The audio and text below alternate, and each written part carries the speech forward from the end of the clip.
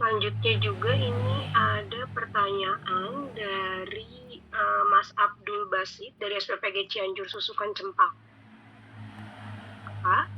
Izin baru yang keberatan untuk mengisi dan enggan didaftarkan untuk organoleptik basis digital, solusinya bagaimana ya? Terima kasih. Mungkin boleh dijawab Mas Agung untuk pertanyaan ini. Oke, baik.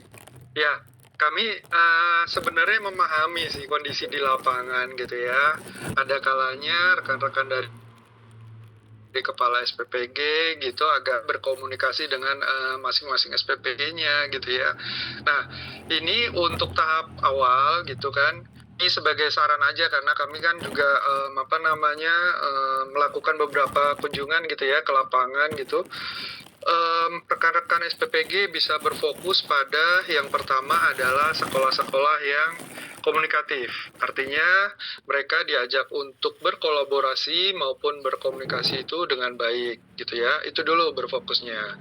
Lalu kemudian apabila itu sudah semua gitu, untuk pendekatan tadi pertanyaan dengan PIC penerimaan manfaatnya itu tidak common atau tidak tidak terbiasa dengan gawai gitu ya.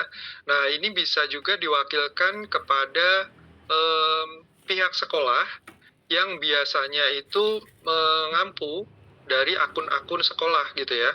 Dalam hal ini biasanya rekan-rekan dari TU sekolah gitu ya, untuk akun Dapodiknya seperti itu bisa diwakilkan untuk proses pendaftaran PIC penerima manfaatnya. Namun demikian, pada nantinya untuk pengisian uji organoleptik ini, sebisa mungkin kami harapkan untuk pengisiannya harus sesuai dengan apa yang diterima gitu ya, makanannya diterima di sekolah masing-masing. Kurang lebih seperti itu mungkin ya Mbak Amel ya, kiranya menjawab. Baik, terima kasih Mas Agung. Mungkin kita cukupkan untuk sesi tanya jawab yang singkat ini, dan mungkin bisa kita lanjutkan saja ke agenda berikutnya terkait pemaparan aplikasi MPM yang akan disampaikan oleh Kak Ila Supiana. Mungkin kepada Kak Ila.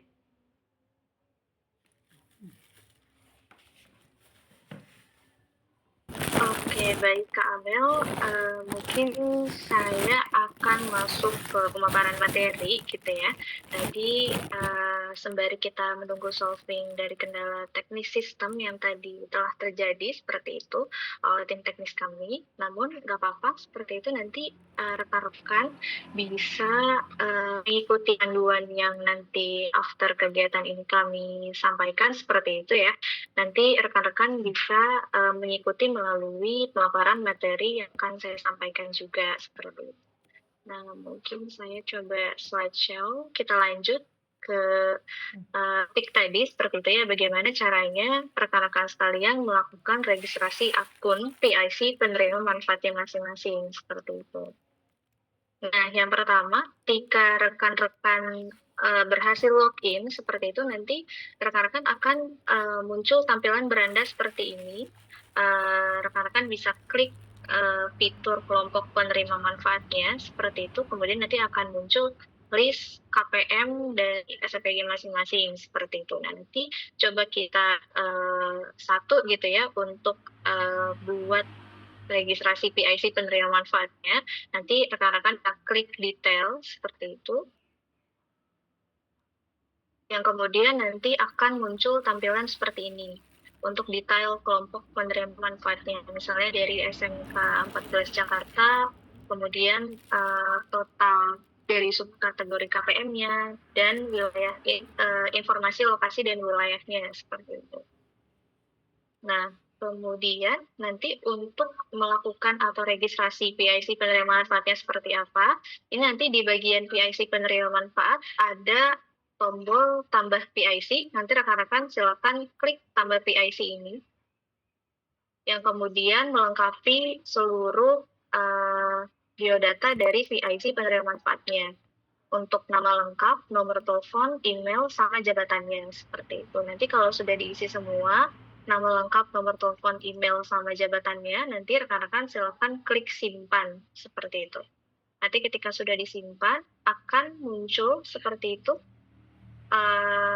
pop-up berupa konfirmasi simpan PIC. Kalau misalkan rekan-rekan sudah yakin gitu ya terkait data PIC penerima manfaatnya, nanti silakan disimpan.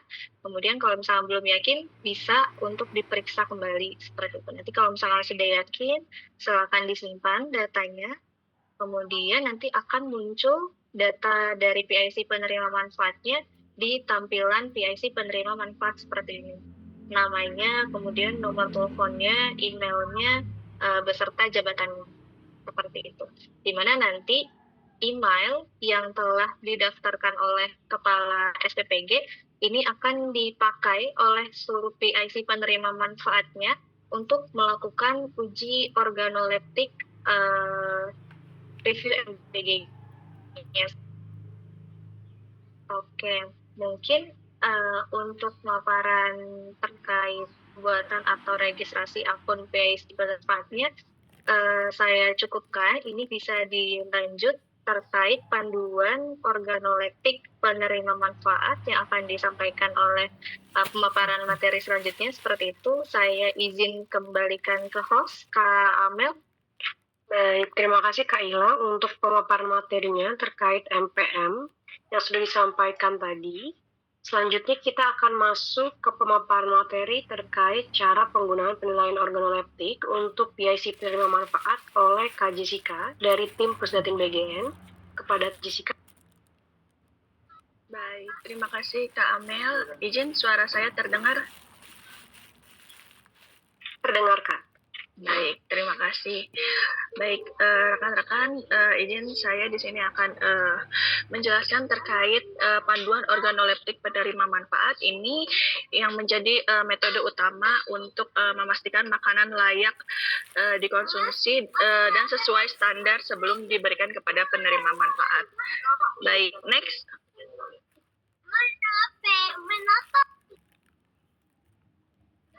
Baik, rekan-rekan, aplikasi ini nantinya akan digunakan oleh PIC penerima manfaat, di mana rekan-rekan SPPG mungkin nanti bisa menginformasikannya kepada PIC penerima manfaat untuk dapat melakukan penilaian organoleptik. Yang pertama-tama ini silakan rekan-rekan mengunjungi tautan PM strip sipgn.bgn.go.id/out/login. Next. Nah, selanjutnya ini ada masuk login ke aplikasi tersebut. Mungkin bisa next. Baik.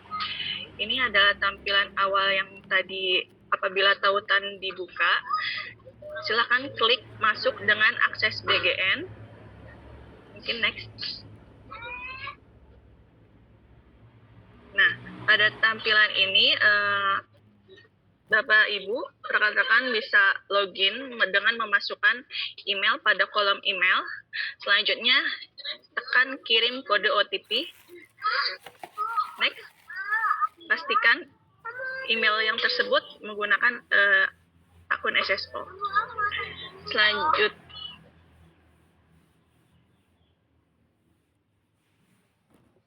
Kak, maaf. Kak, mic-nya mati ya tadi. Oh iya, maaf. Ya, mungkin buat ulang lagi. Ya, boleh sebelumnya. Baik, ini ada pilihan yang kedua, di mana bisa login dengan Google. Next, Kak.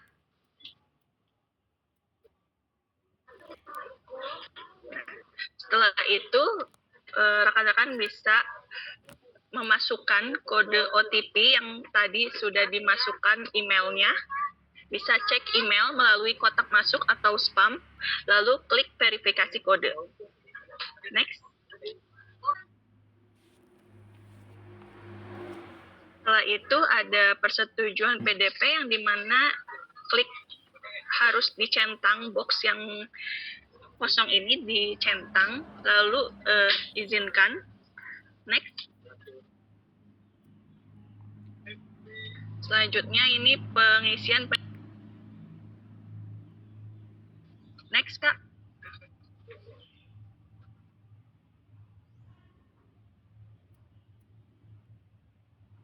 Baik, berikutnya ini adalah tampilan notifikasi pengingat setelah masuk ke bagian tampilan awal.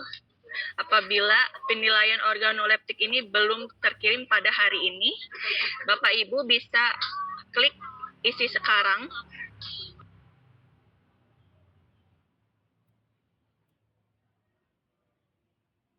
Baik, apabila tadi tidak ada tampilan pop-up, ini adalah tampilan beranda organoleptik yang dimana di bawah ini ada card organoleptik untuk pengisian penilaian hari ini. Bisa diklik.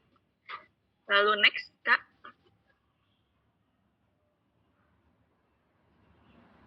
Baik, setelah itu akan masuk ke bagian form penilaian organoleptik, di mana bisa mengisi distribusi makanan pada hari ini. Misalnya menunya isinya itu ayam goreng. Lalu next, Kak.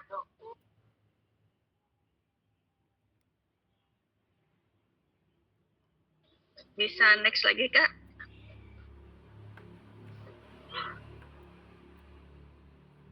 Baik, ini adalah form pengisian waktu pengiriman yang dimana ada pertanyaan terkait yang pertama, bagaimana pengiriman makanan hari ini. Lalu Bapak Ibu bisa mengisinya dengan tepat waktu, lebih awal atau terlambat. Jika lebih awal dan terlambat ini Bapak Ibu bisa diisikan selisihnya berapa menit seperti itu. Lalu yang kedua, ada bagaimana waktu pengiriman makanan hari ini. Jawabannya pun masih sama, tepat, lebih awal, dan terlambat seperti itu.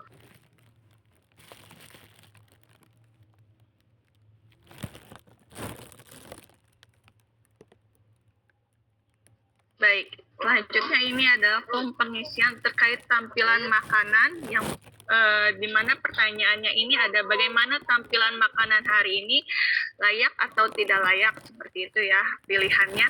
Apabila tidak layak, Bapak Ibu silakan untuk mencentang permasalahan yang ada di kolom tersebut, ya, seperti ada kotoran atau benda asing, warna makanan terlihat sudah basi, tekstur bermasalah. Apabila ada catatan lainnya, bisa Bapak Ibu dituliskan di file tersebut. Next, Kak.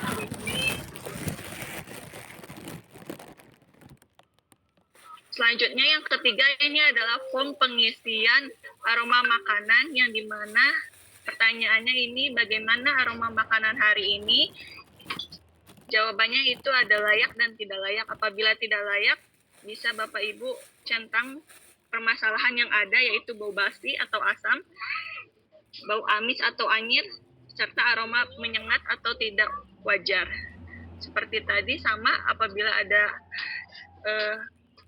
isian lainnya itu bisa diisikan di file yang tersebut. Next, Kak.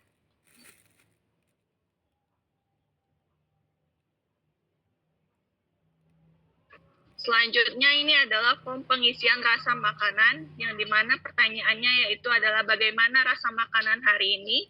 Jawabannya itu ada normal dan tidak normal. Apabila tidak normal, itu ada pilihan terasa basi atau bumbu tidak pas, itu bisa dicentang, dan jika ada permasalahan lainnya bisa diketik pada tersebut. Next, Kak.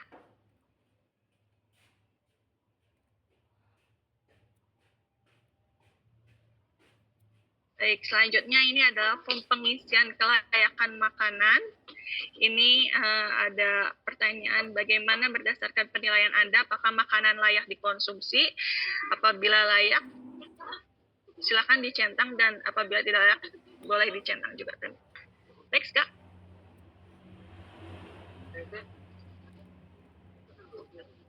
Selanjutnya ini adalah form pengisian bukti makanan, di mana rekan-rekan bisa melakukan foto makanan yang diterima pada hari ini.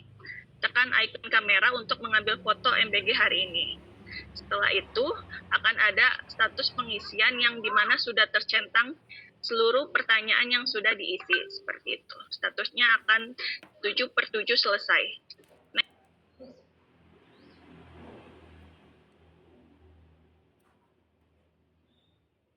Baik, pada tampilan ini adalah tampilan konfirmasi untuk hasil penilaian MBG untuk memastikan form yang diisi sudah sesuai dengan yang diterima hari ini. Lalu tekan tombol kirim penilaian.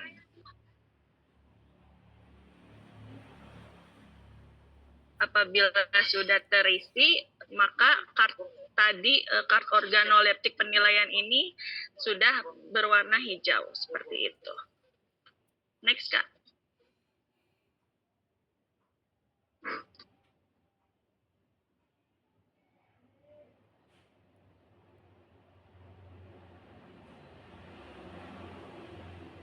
Oke, mungkin cukup sekian untuk tadi paparan penilaian organoleptik dari saya. Saya kembalikan ke MC.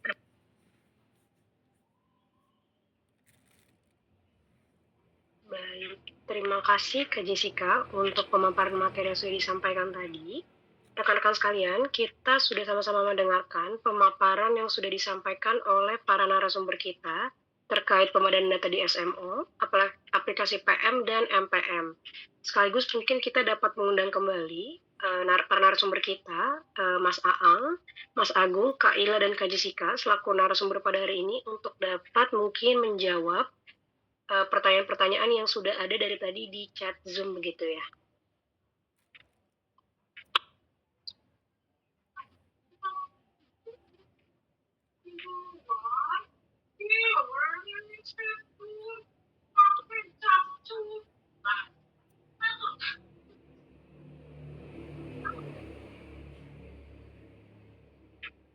Baik, mungkin pertanyaan pertama ini dari Bapak atau Ibu Muhammad Hendra Irawan.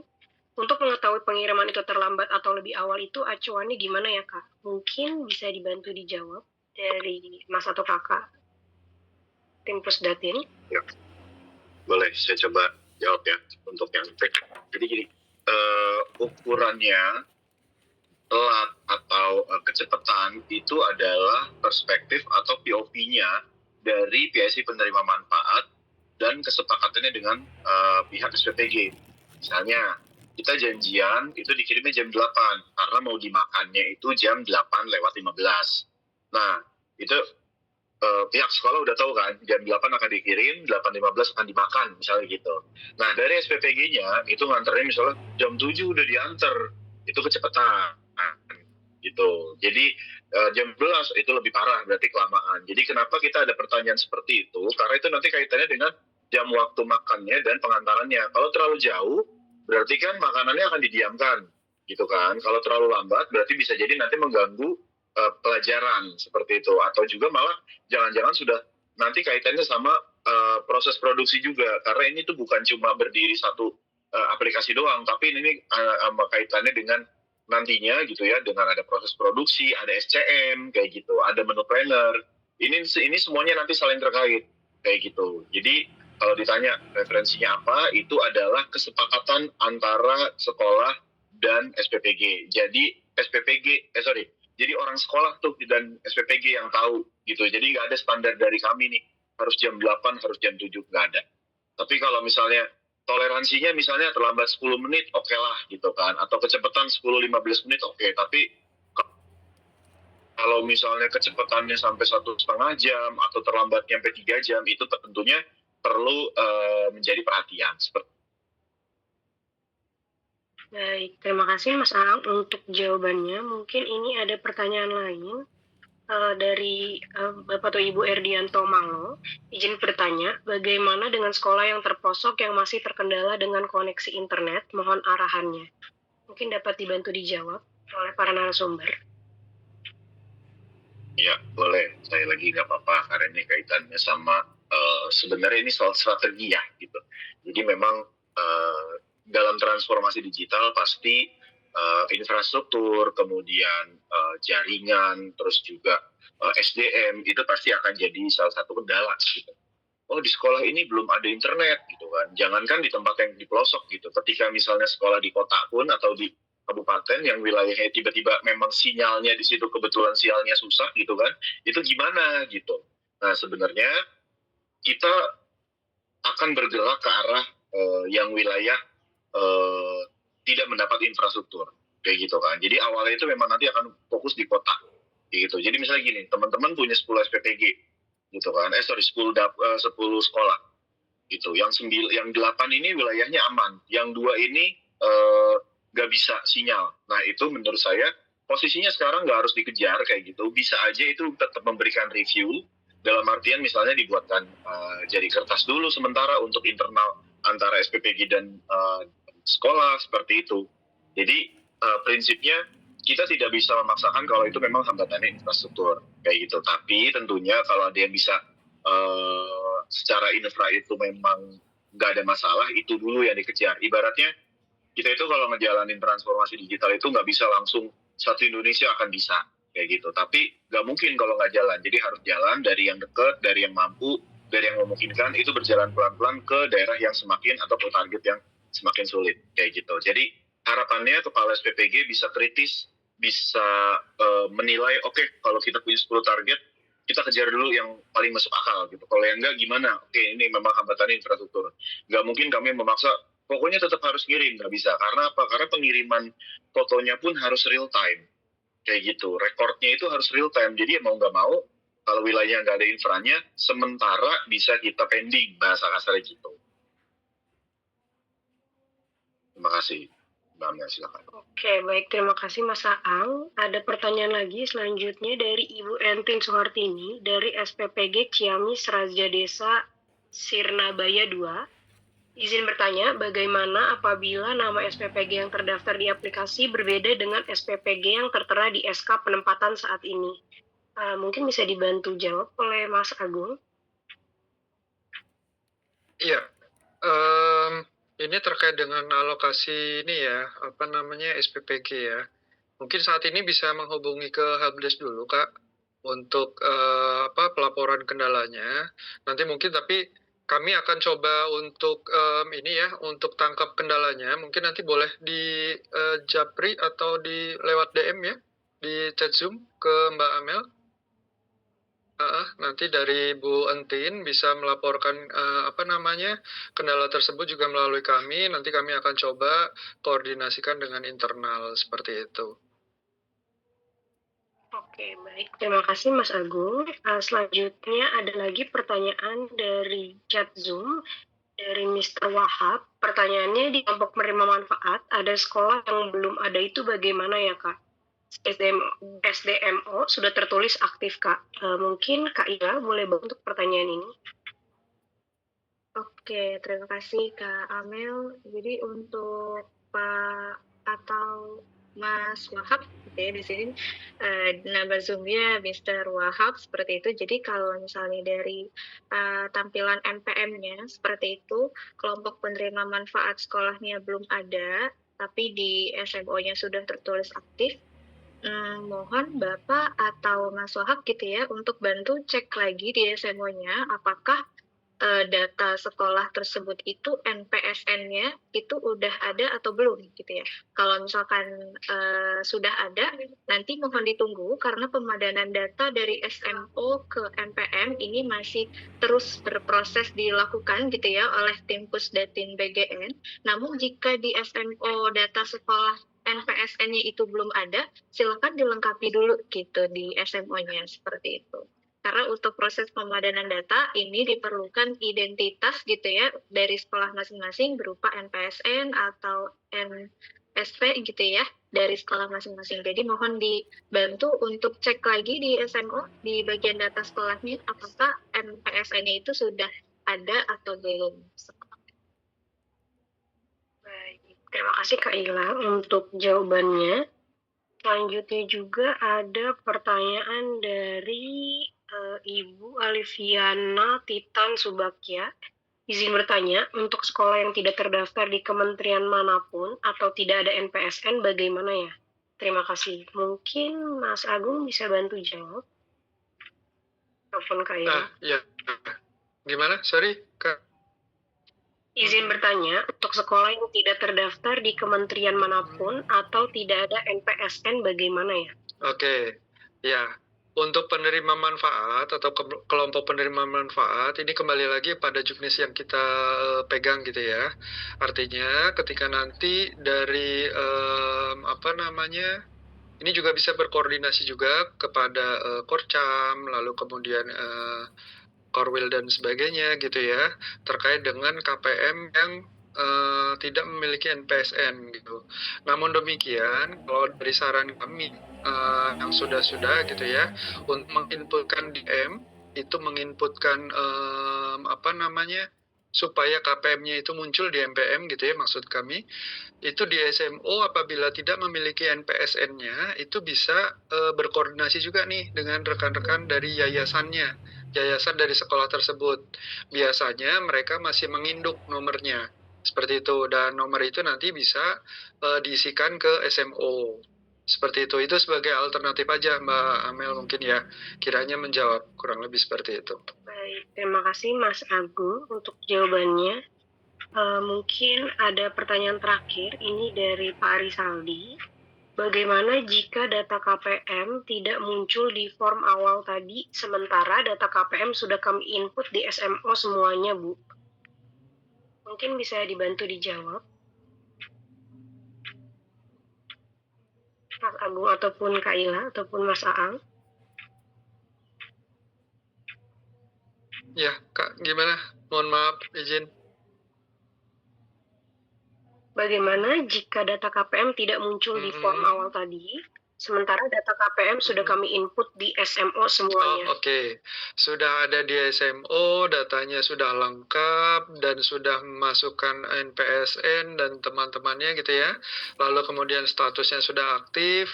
Nah, ini sebagaimana tadi ya di awal kita informasikan bahwa saat ini masih berjalan nih pengiriman datanya kepada masing-masing MPM. Jadi, rekan-rekan dari Kepala SPPG ini bisa mengecek secara berkala untuk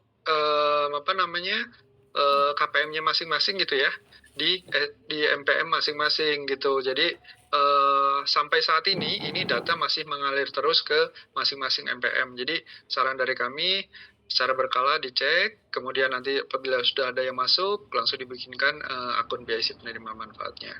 Seperti itu Mbak Amel. Terima kasih Mas Agung untuk jawabannya. Mungkin untuk sesi tanya jawab kali ini kami cukupkan begitu ya.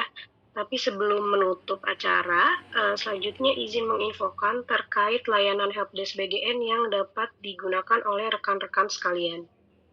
Mungkin boleh dibantu tampilan share screen-nya, Kak?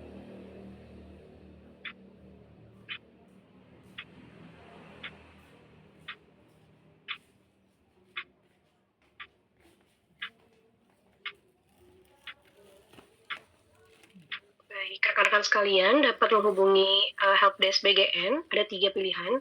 Yang pertama itu di nomor WA helpdesk di 08 111 8008 dan emailnya halo@bgn.go.id dan call center di 127. Mungkin rekan-rekan sekalian, kita telah berada di penghujung acara diseminasi SIPGN ketiga, Manajemen Penerima Manfaat dan Uji Organoleptik. Saya ucapkan terima kasih untuk seluruh peserta yang sudah menghadiri kegiatan pada hari ini. Semoga kegiatan diseminasi hari ini dapat memberikan pemahaman yang utuh, serta mendukung optimalisasi penerapan SIPGN di lingkungan SPPG. Saya Amelia, pamit undur diri. Sampai jumpa pada kegiatan selanjutnya. Wassalamualaikum warahmatullahi wabarakatuh. Waalaikumsalam warahmatullahi wabarakatuh. Terima kasih rekan-rekan sekalian. Terima kasih rekan-rekan sekalian.